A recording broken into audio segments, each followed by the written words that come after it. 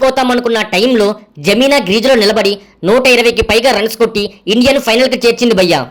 కానీ గెలిచాక ఆమె చెప్పిన మాట, ఇదంతా నా జీసస్ వల్లే సాధ్యమైంది అంటే కొంతమంది ఆమెను పచ్చిగా ట్రోల్ చేయడం మొదలుపెట్టారు.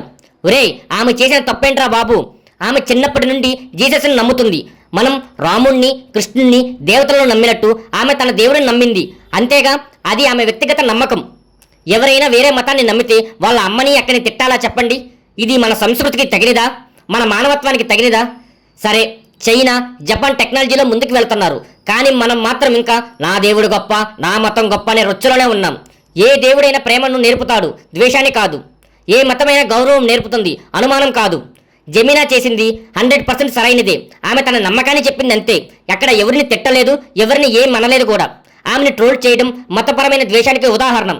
ముందు మనం మారాలి, మనం ఎదగాలి, మనల్ని గౌరవించాలి. మీరు ఏ మతాన్ని నమ్మినా సరే మానవత్వం ముందు చిన్నది. కామెంట్లో మీ అభిప్రాయం ఏంటో చెప్పండి.